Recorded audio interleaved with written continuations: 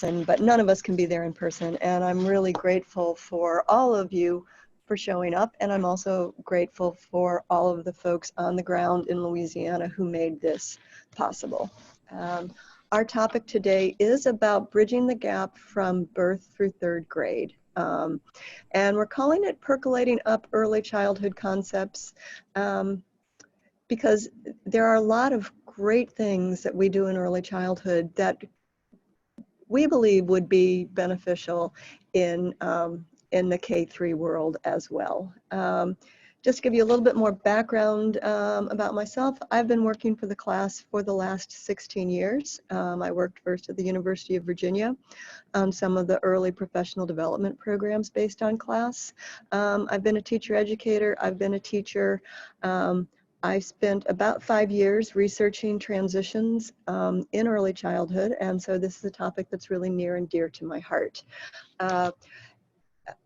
Christina is on the ground in Louisiana, and she'll be monitoring the chat box and running some polls for me. But if you have any questions at any time, your best bet is to post them in the chat box.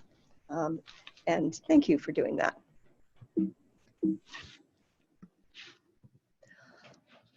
All right, so we're at our very first, no, I clicked too far. So we're at introductions now. So, and the first poll, in fact, for the first several polls are going to help me learn a little bit more about you. After we do introductions, we're going to talk about the achievement gap, which is early educators, whether we're pre-K or K-3. I think we're all very familiar with this as an issue. We're also going to talk about the fade-out effect, the phenomenon we see when kids who make really nice gains in pre-K lose some of those skills. So we'll talk about those because both of those have implications for how we work to support kids as they transition from pre-K into K-3 and as we think about an alignment between those educational systems.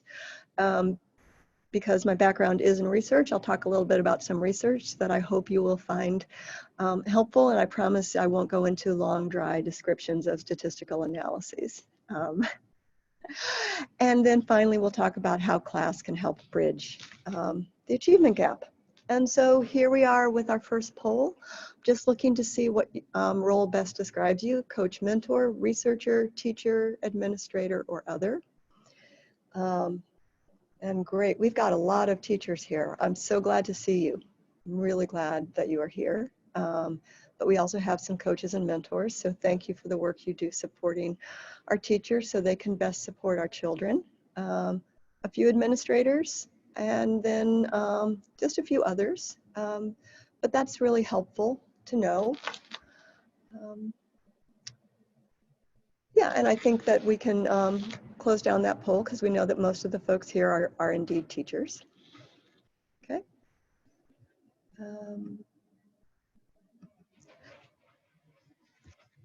And I'm not sure why I am not, Caitlin, I think you need to close the poll. Or maybe not. Maybe not. Sorry, it was me. We didn't practice that. Okay. Sorry. Okay, and so then next, what I want to know is what age level children your organization is serving. Pre-K only, birth to 5, or do you span pre-K to elementary?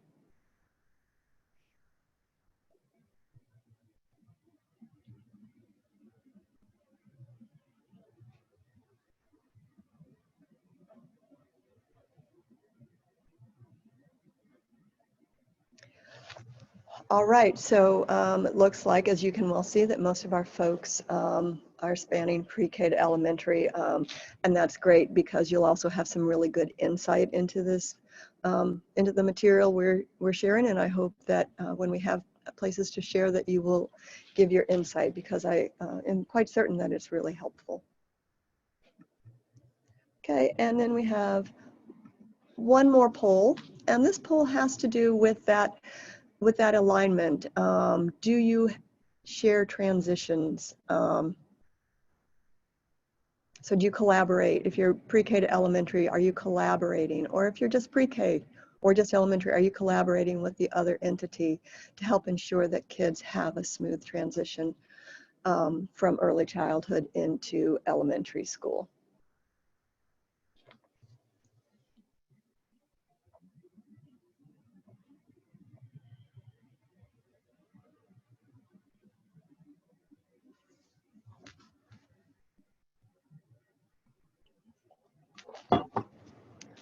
Okay, so it looks like well, 42% of you say yes, you would agree that you have collaboration. 32% of you say you strongly agree that you have good collaboration. And so that's nice that the majority of you are identifying that you've got this smooth collaboration going on. So that's good to know. Thank you.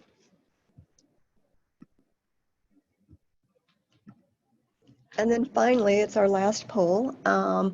Does your organization regularly collaborate with elementary schools to share professional development?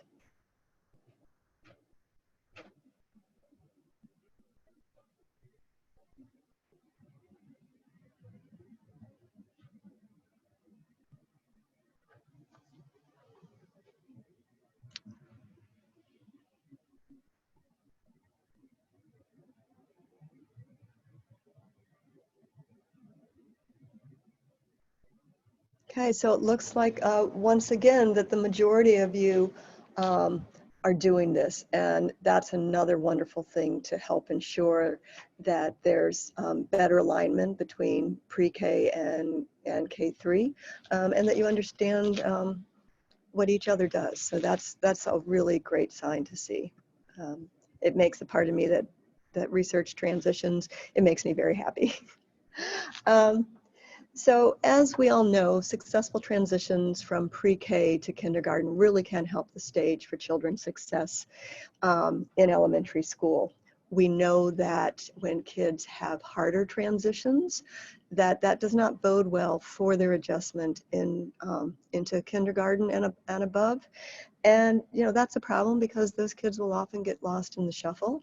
And for some of those kids, that lack of smooth transition, that lack of understanding or feeling like they belong in this new place, can be manifested in behavior problems, which also can set the stage for children to have continued behavior problems. So, so once again, it's really nice to see that approximately 75% of you say that you have this strong collaboration. This quote on the slide comes from James Heckman. If you're not familiar with his name, he's a Nobel Prize winning economist. And I suspect that most of you have heard the rule of thumb that for every dollar we invest in early childhood, we save $6 later on in terms of all kinds of services for children and young adults. And he's the person behind that research. And what the quote says is, too often government officials design programs for children as if they lived their lives in silos, as if each stage of a child's life were independent of the other, unconnected to what came before or what lies ahead. And of course, as early childhood educators, we know that that doesn't make any sense. We know that development, children's development builds upon itself. And so kids, for example, who come into pre-K with stronger foundational skills will benefit from pre-K and will be in better position as they go into the kindergarten setting. Yeah, so these experiences really are interconnected, and we shouldn't look at them as being completely different animals. So here I've got a slide. Consider the difference, and on the left we see a preschool classroom, and on the right we see an early elementary classroom. And I do have to say that I resisted looking for a picture of an elementary classroom where all the kids were sitting at desks doing worksheets, because I thought that was pretty extreme.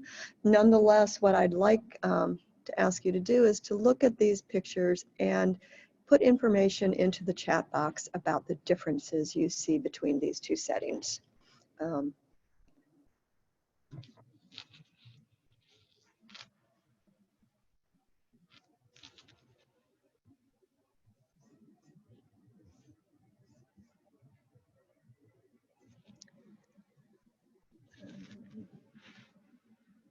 And unfortunately, Caitlin, I think because I'm full screen here, I'm not seeing the comments.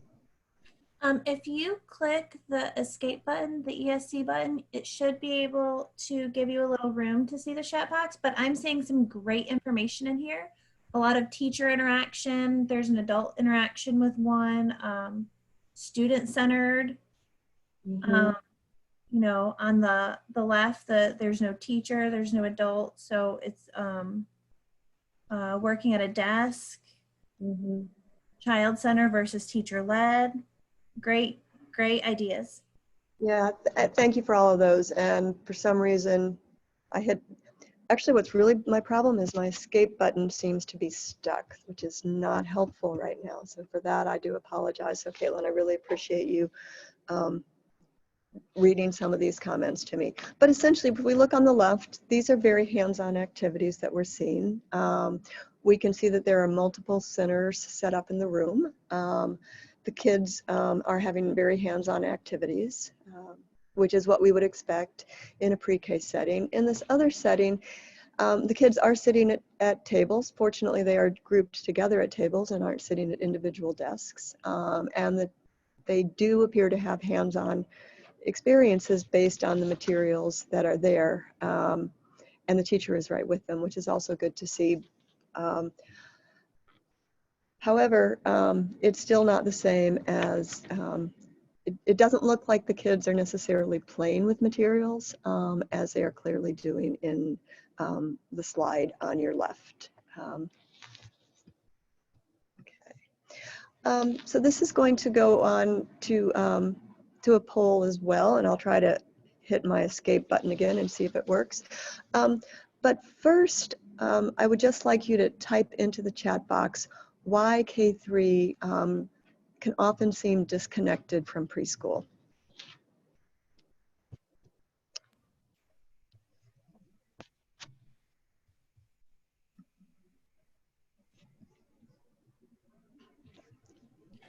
We have a message from Cynthia: too rigid, direct instruction. Yes. There's more independence expected, curriculum requirements and standards from the state. Mm-hmm. Curriculum and age, very different environments, paper pencil testing. Oh, they're coming in fast now. Different curriculum, student-centered, away from play-based. Lack of exploration due to the curriculum requirements. Mm-hmm. Perception that all students do is play. No play, no exploration. Mm-hmm. Mm-hmm. Mm-hmm. They often take place at different sites.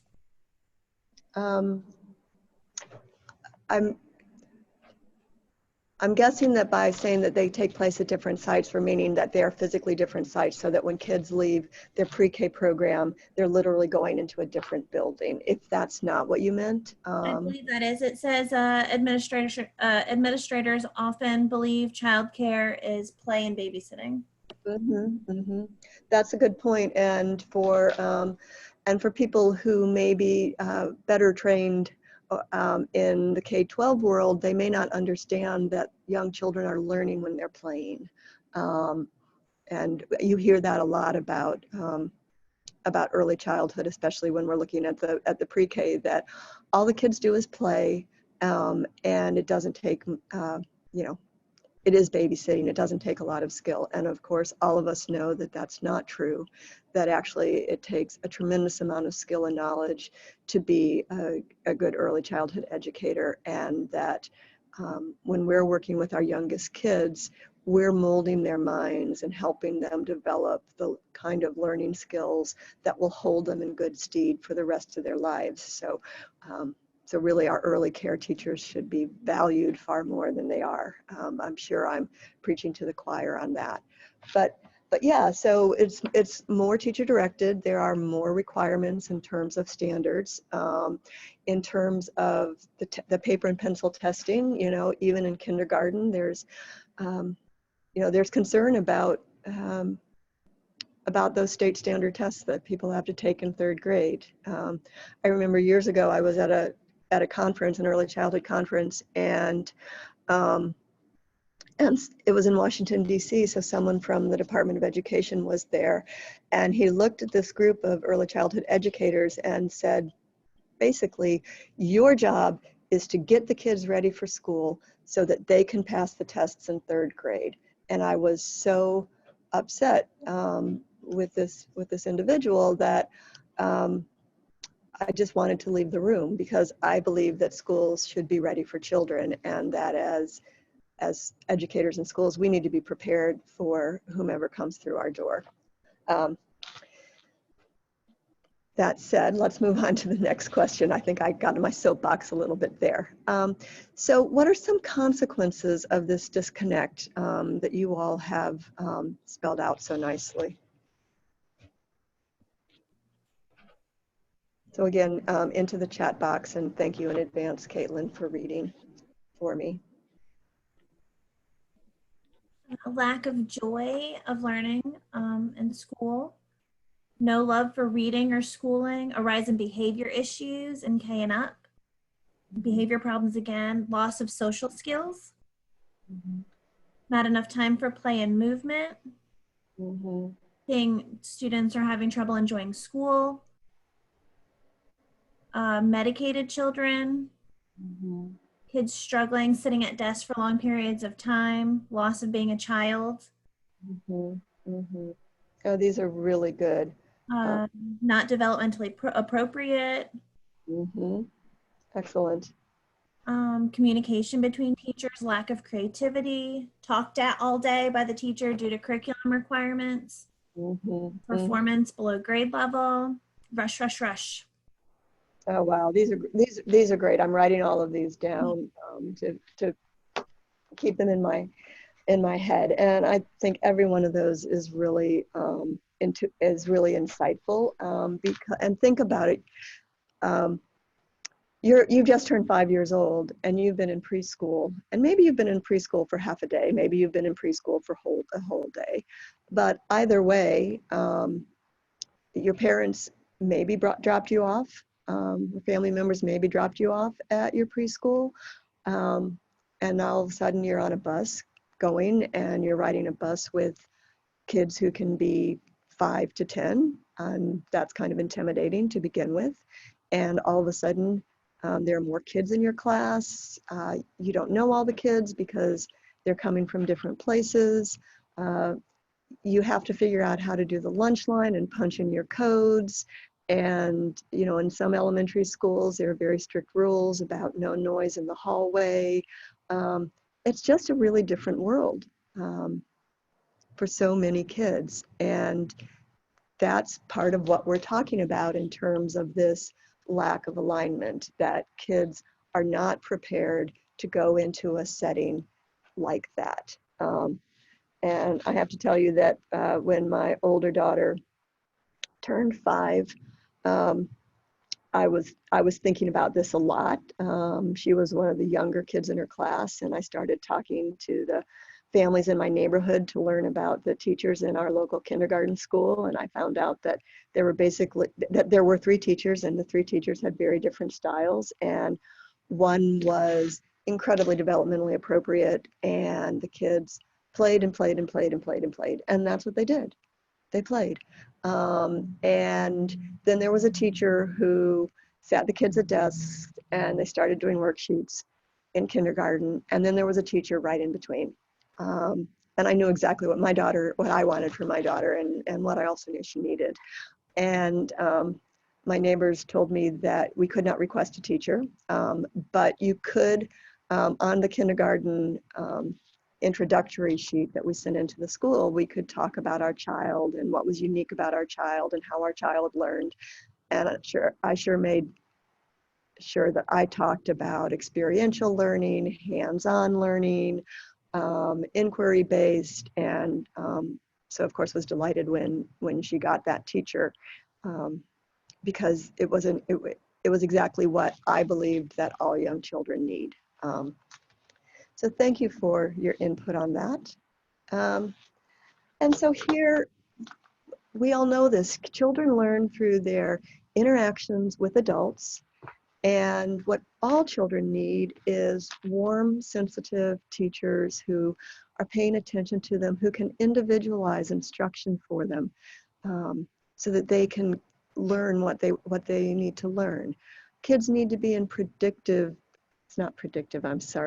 in predictable environments. If kids understand the rules and the routines, they're going to do better. Lack of continuity can be really confusing for young children.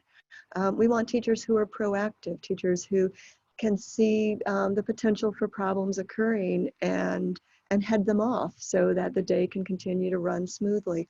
And we also need children who are in classrooms where teachers are facilitating activities in really engaging ways.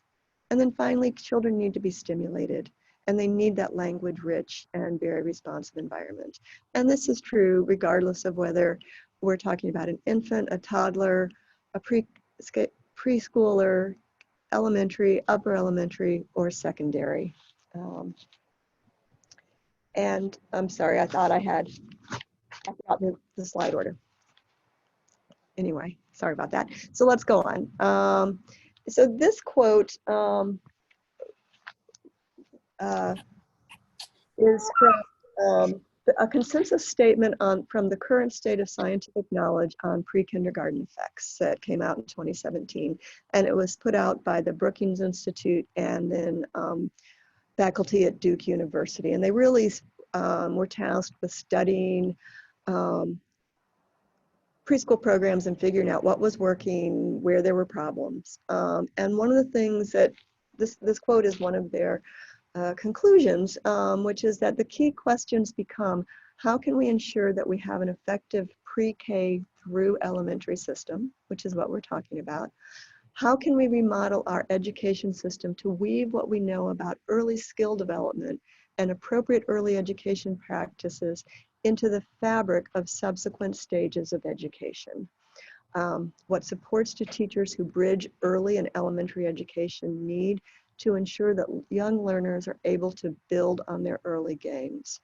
When we can do this, we can really help prevent that fade out effect that we've all read about.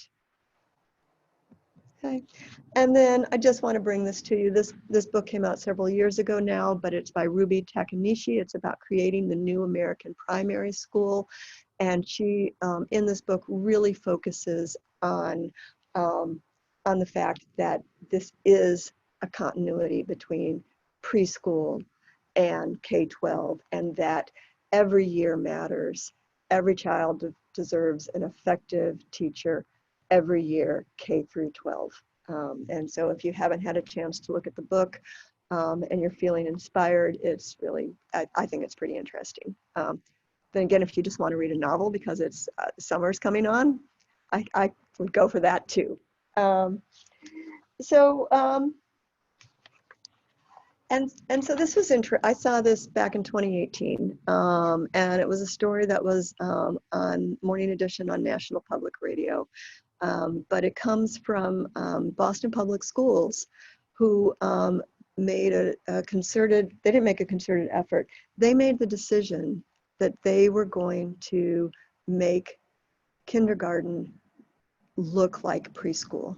So teachers who had been there for 20 and 25 years found that they had to do away with the desks and do away with the worksheets and bring centers back into their class, or not even back into their classroom. For some of them, it was bring centers into their classrooms, have much more play-based inquiry.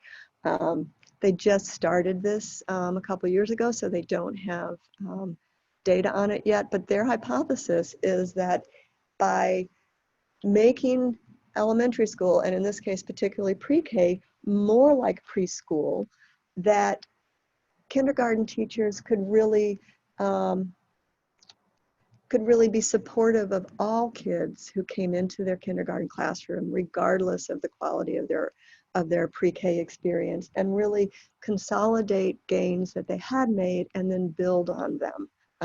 And so I do have Eureka, someone was listening, because I was so excited when when I heard this story that I shared it far and wide on social media.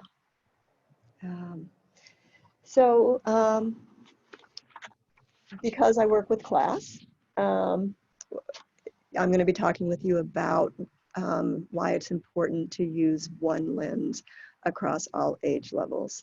And when I showed you that earlier slide that had the 3 circles with what kids need, we talked about that all kids need warm, supportive environments. All kids need predictable, stimulating environments. All kids need responsive teachers and language-rich environments.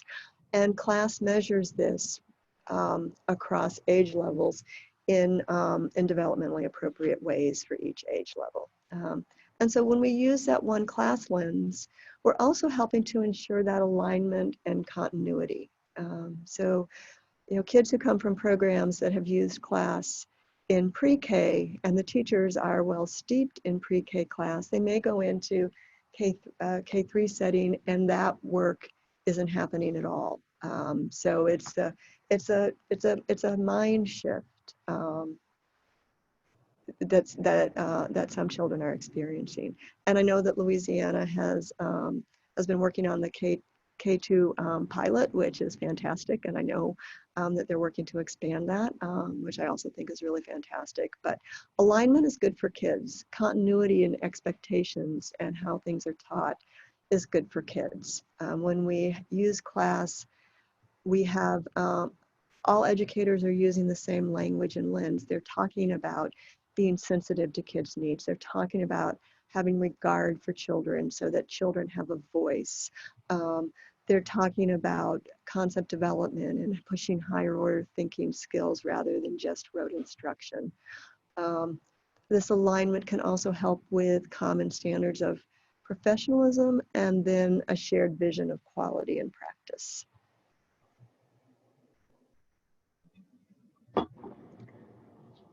Okay. And so this slide just spells out the domains and dimensions for each age level of the class. And those of you, and I suspect many of you on this call or in this session, already are familiar with infant, toddler, and pre-K class. And so you know that toddler builds on infant, pre-K builds on toddler. When we get into K3, which is really the world that you're looking at, the tool looks identical in terms of the domains and the dimensions. What's different is how they look in terms of how those interactions with teachers play out, which makes sense because the needs of a 3 or 4-year-old are going to be different from the needs of a 6 or 7-year-old.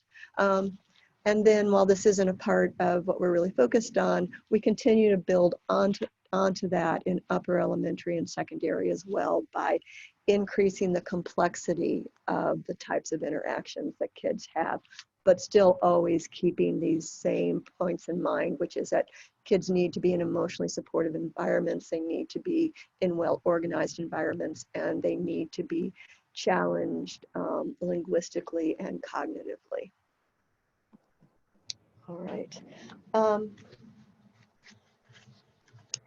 So this is a slightly older slide, but it's something that we think about a lot here at Cheatstone, which is opportunity gaps. For years, we've talked about the achievement gap, and really it has been years. I'm old enough to remember when the Ronald Reagan administration put out the report on why Johnny can't read. So the achievement gap is something we've been talking about a long time. But more recently, people have been reframing that into thinking about an opportunity gap because some of our children don't have the opportunity to have effective teachers. We know from research that's been conducted at the University of Virginia that that low-income kids are the least likely to have effective teachers in the early elementary years, which is a disservice to those children and truly a disservice to our whole society that that's what's going on. So in this particular article authored by Prudence Carter and Kevin Wellner, it says, if we as a nation hope to narrow glaring achievement gaps among children of different social classes, we must step up to provide low-income youth with a fair start. We need to think much more seriously about the inputs. And at Teachstone, our perspective on those inputs is the quality of the teacher-child interactions that are supporting learning.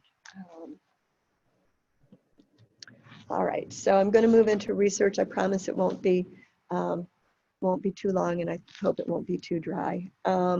But there is a lot of research that supports the need for alignment. And at this point, actually, Christina, let me pause and see if anyone on the other end has any questions or comments about what we've talked about so far. Yes, ma'am. I'll keep an eye on the chat room and read anything to you that comes through. Okay, thank you. Because I mean, besides loving to come to New Orleans and to be a president, teacher, leader, I also, it's much nicer to be face to face with people when I'm presenting, because I can read facial expressions and see when people have something that they want to say. So feel free to chat anything into the box. All right. So so first of all, we want to combat that fade out effect. That's just really important. And as I've said multiple times now, all kids need high quality environments to learn and develop. And in fact, our research on class over the last 20 plus years shows that kids who come to school pre-K with the least developed skills, so the kids who are most at risk for having difficulty in school, actually benefit the most from being in classrooms with really effective interactions. And so we can provide that high quality preschool, but if kids leave that preschool and go into a less stimulating environment, they're unlikely to maintain those gains. And so looking at what happens after preschool is key, and that's part of what was in that previous quote about the inputs, is we have to look at the inputs all along. And then this last bullet is exactly what I just said. Low-income children are far less likely to be in high-quality programs, and so you know, they're the kids who need that the most, and they're least likely to have them. The other thing we need to think about in terms of combating the fade out effect is that kids do come to they come to kindergarten from different backgrounds. So some kids have been in a highly effective preschool classroom. Some kids come from more advantaged families, so they're not necessarily at risk for not doing well in kindergarten. There are some kids who come in from mediocre preschool classrooms. There are some kids who have had no preschool or group care experience at all. And one of the things that can happen is that teachers, because they are working so hard to bring the kids who don't have skills up to the other kids, that kids who know more aren't being challenged. You know, I guess I'll give you another personal example, but my youngest daughter taught herself to read when she was in preschool, and her teachers were really supportive of it. She was also, my older daughter was a younger kid when she went into kindergarten. My younger daughter was an older kid when she got into kindergarten. And I very quickly found, we were in a different school system,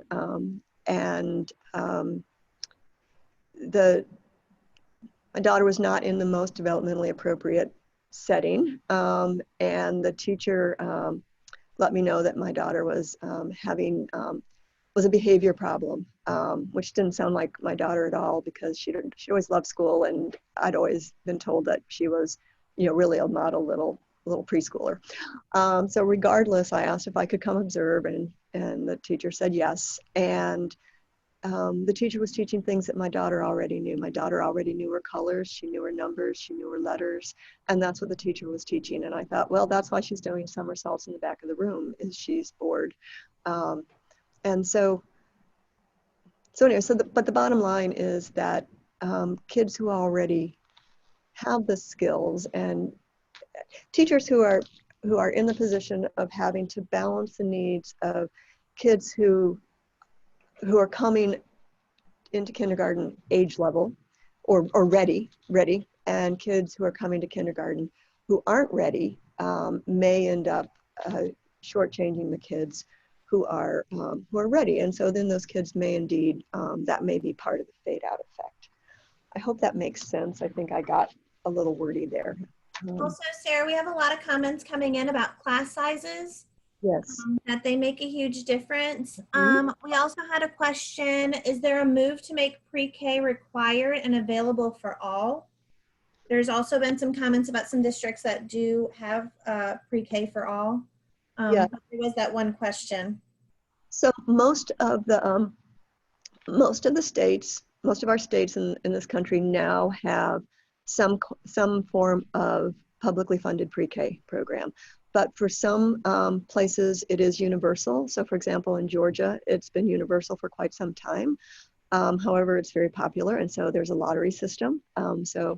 Not every child may be getting a slot in that publicly funded pre-K program.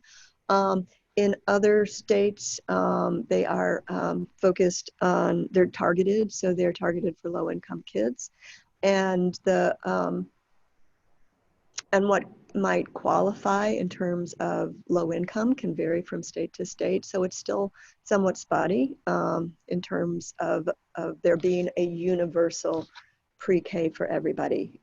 Certainly under President Obama and the Race to the Top challenge, there was a lot of money for us to expand pre-K programs. What I'm reading now is due to the horrible economic impacts of COVID-19, that there's a lot of concern that early childhood programs are going to take a brunt of budget cuts. I certainly hope that's not true, and I know that that we at Teachstone, as well as many other professional organizations who work on the behalf of our youngest children, are lobbying for that not to happen. But that's the answer about publicly funded pre-K is yes, most states have it, but the extent to which it's available to all kids varies. Okay, and was there another question in there, Caitlin, that was? I don't see any other questions. There were, like I said, a lot of comments about classroom sizes, so I apologize if I skipped over anybody's question. People were just talking about, class size for the younger kids and, how much adult help there is in the classroom. Right. And I think that's also, thinking back to the impacts of COVID-19, I think that's going to be really interesting as well, because some districts are toying, and I know Louisiana has been working on thinking about how this is, your DOE has really put a lot of time and effort into thinking about what this will look like when school starts, but at least some districts are thinking about splitting kids up. So if a kindergarten classroom, well, they can't have groups of more than 10. So if there are 20 kids in the kindergarten classroom, half the kids will come every other day. And I was thinking about that and thinking that there are some benefits to that, but then I was also thinking, I wonder if that means that there won't be an instructional assistant if there's only one teacher and 10 kids. I don't know, but it remains to be seen how this is going to really impact our education systems and our youngest learners, actually all of our learners.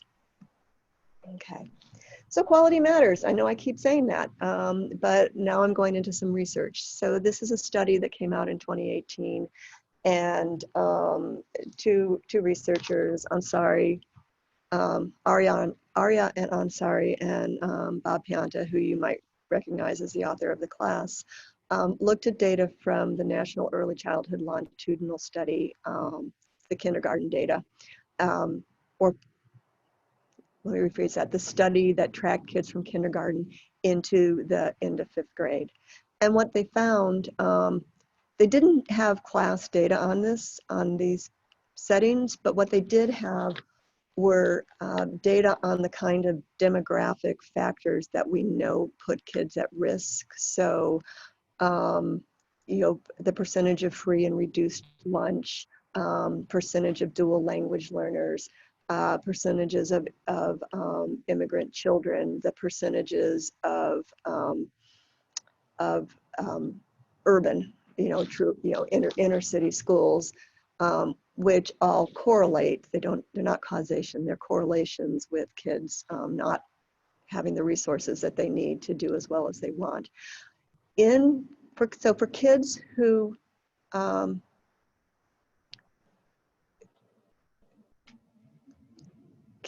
left preschool, having made gains in preschool, maintained the skills when they went to a higher quality elementary school, as identified by things like the poverty status, dual language learning status, etc. So it's not looking at the interactions, but it is one objective way of reminding us that really quality matters. It's not enough just to worry about them before they turn 5. And then there were 2 other studies that have come out fairly recently too. And both of them looked at what we call, it's not what we call, both of them looked at what happened when kids had more effective teachers. So in this first study, the researchers tracked a large group of kindergartners from rural Appalachia. They tracked them from kindergarten to 3rd grade. And they collected class observation data on all of those years. And what they found was that when kids had more years of better teaching, as identified by higher class scores, that they had stronger literacy skills at the end of 3rd grade than did children who did not have better scores. And I do want to point out, when we're talking about better scores, it's in quotes intentionally, because they weren't looking at, for example, instructional support scores in the very high range. They were looking at, for those of you who are familiar with the 1 to 7 scaling of class, they were looking at kids who were in classrooms where the instructional supports scores were in 3 and 4, so mid-range. So it wasn't happening all the time, but it was certainly happening enough that kids were getting exposure and they had stronger literacy skills. And so that was a really exciting study to see. And then along the same time, I think these studies came out about a month apart, one in December of 18 and one in January of 19, is that they looked at, they tracked preschool kids into kindergarten and 1st grade. Again, they had class scores for all 3 of those years. And what, again, they found was that when kids were in classrooms with higher class scores, that kids had better literacy skills. And what they found was so moving from pre-K into K, at the end of K, if the literacy scores were higher, if the class scores were higher, the literacy scores for the kids were higher. But then what they found was a cumulative effect. So for those kids who'd had the effective teaching in kindergarten, then went into 1st grade where they also had more effective teaching, there was a multiplicative effect. So it really built on those experiences built on each other, which is what we want. We want for every year for kids to consolidate what they've learned before and then to build on those skills. Ideally, I want to say exponentially, that's probably too much to ask, but to really build on those skills so that at the end of every year, kids are on grade level, if not above grade level. And once again, in this second study from 2018, they also weren't looking at class scores and instructional support in the high range. They were looking at some scores of 3 and 4 in the mid-range to show that some exposure is helpful. Okay. Then I'm going to show you one more because I also want to think about, these are research studies I'm talking about. And so what I want to talk about also is scaling up. So Dallas Intermediate School District, your state immediately to the west, has been using class for a number of years. And they've been evaluating their use of class all along. And they identified what they called least optimal and most optimal pathways for kids. And the least optimal pathway meant that kids were not in classrooms with effective interactions at each of these points, which is the beginning of kindergarten, you'll see all the way on the left, the end of kindergarten in the middle, and the end of first grade. They also looked at optimal pathways. And what they found was that when kids were in the least optimal pathway, which meant either that they were in a pre-K classroom that was not effective, or they didn't have pre-K at all. If they were in low quality, or they didn't have pre-K at all, that only 20% of those kids, I'm sorry, I need to reframe this, I apologize. So in the least optimal pathway, kids who didn't have kindergarten or had low quality pre-K, kids who didn't have pre-K or low quality pre-K, only 30% of those kids were ready for kindergarten. At the end of kindergarten, if they continued to not have effective interactions, only 20% of the kids were ready. If at the end of first grade, they continued not to experience those quality interactions, only 28% of those kids were ready for second grade. And so you can compare that to the top where 62%, 83%, and 80% of the kids were ready as a result of these effective interactions. So effective interactions helped put some very high-risk kids at Dallas ISD almost 3 times as, Dallas ISD, I'm so sorry, almost 3 times as likely to be on track by the end of first grade than those kids who didn't have those experiences. And that's pretty powerful. Okay. And so when we think about this transition from preschool into kindergarten, sometimes it really does feel like there's a huge chasm or chasm. I understand people say it both ways. I always say chasm. But there's this huge disconnect. And no matter how hard we try, we just can't quite get there. And it's not that people aren't well-meaning. It's probably a lot has to do with the systems not communicating as effectively as they can. And so now I'm going to go back to the almost 75% of you who said that you had this nice shared professional development and you've seen collaboration in this transition, which bodes really well. And I have to say that I've been a receiving teacher in preschool, getting kids in from early intervention programs, and I've also been a sending teacher, and I've often experienced this frustration. It can also feel like this, you're doing your darndest, but if the least little thing falls out of place, you're not going to make it. And so we want to think about some of the policy that we have in this country that supports this. And this comes from the 2015 reauthorization of the elementary, it's right there up on my screen. I'm sorry, I'm trying to go off my head. Every Student Succeeds Act, ESSA. And so they have these nice early learning provisions. So first is it's right in the law that we need to promote kindergarten readiness in preschool. How we do that, we hope is developmentally appropriate. We need to improve transitions for children for all of the reasons you mentioned before. They're hard. They're hard on kids, they're hard on parents and families. We also need early learning focused professional development for teachers, principals, and district leaders. So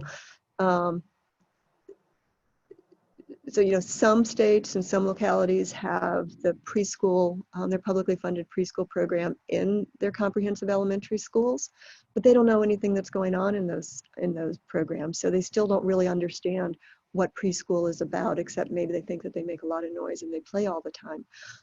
But we really need for everyone who's involved with children who are moving into kindergarten and really through third grade, because third graders still need to play, fifth graders still need to play.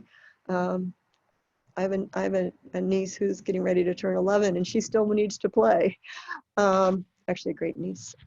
Anyway, they need to understand what this looks like. And if they don't understand, then they're going to be much more likely to demand that kids walk in single files, in single file in the hallway with their hands behind the back, completely silent, or they're going to demand or require silent lunch in the cafeteria, or tennis balls on the bottom of the chairs on the desks. I mean, those are just some things. And sometimes those things are there for valid reasons, but sometimes they seem to be there just to keep people quiet, which is not as, keep kids quiet.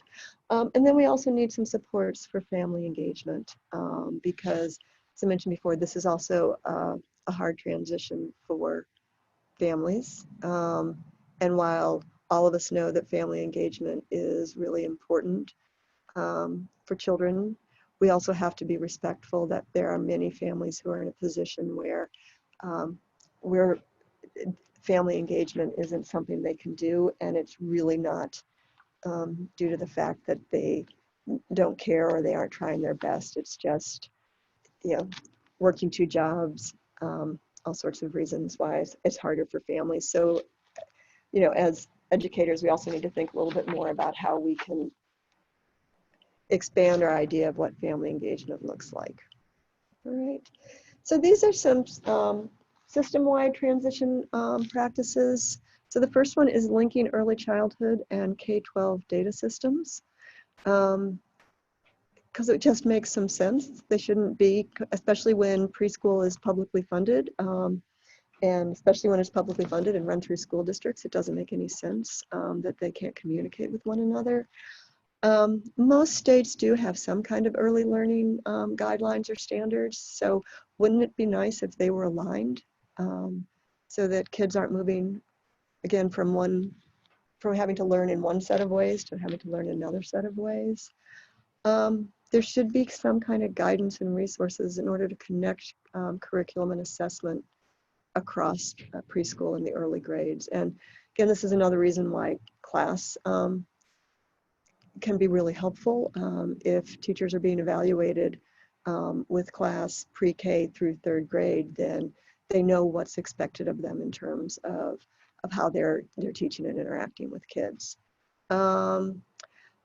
Another idea is to make quality rating improvement systems required for all early learning programs, because that can also help support continuity by raising standards. And then learning communities that build the relationships and foster collaboration, communication, and transitions between programs. I mentioned earlier that I spent 5 years researching this topic, and I will have to say it was between early intervention programs for that serve kids birth through age 3 who have developmental disabilities or identified disabilities, and preschool, whether it was preschool special ed, Head Start, or publicly funded pre-K.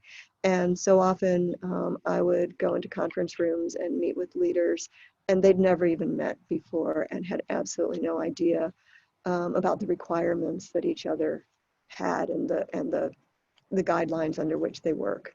And so I think that's really important. You know, as educators, we work really hard to have awareness about our kids and our families, but we also need to have some awareness of the systems that we're interfacing with.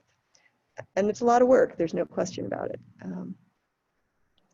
And then I've got some child-focused transition activities. So children visiting kindergarten, so they can see what that looks like. And you know, it would be lovely if kindergarten teachers could visit pre-K. I know that's a little bit harder, but it would be lovely if they could, especially if they're in the same building.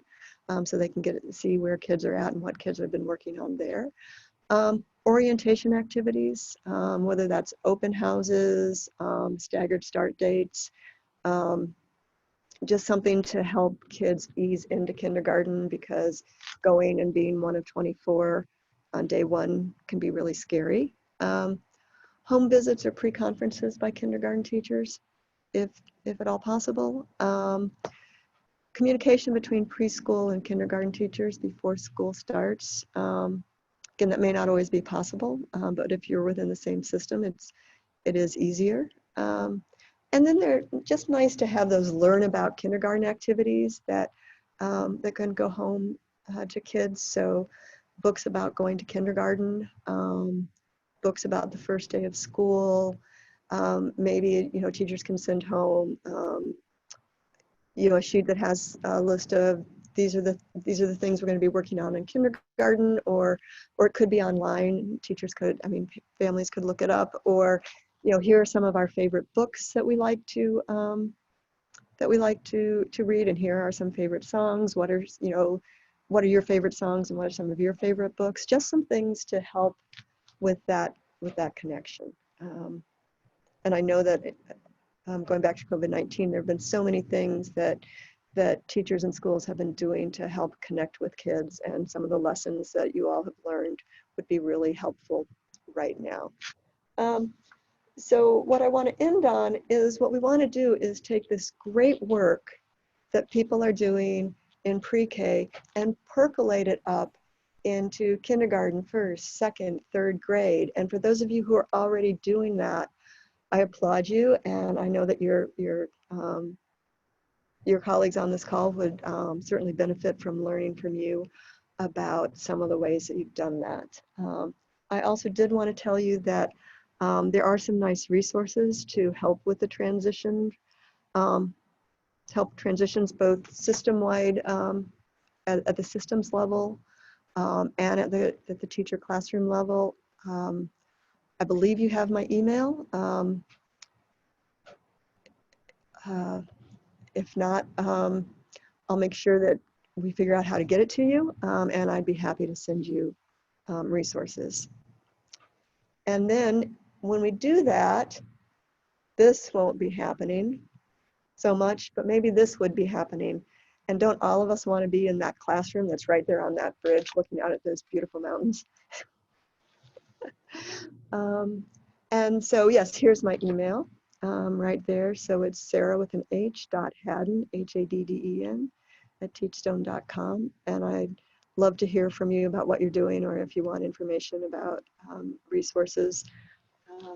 As I said in the beginning, this is a topic that's really important to me.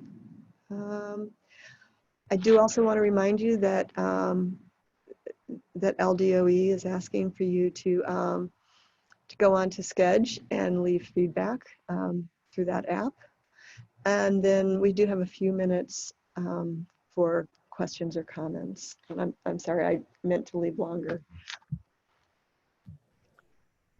We have one question. Can you email the links to everyone who attended the session? You probably do that through the Sketch app. Pardon?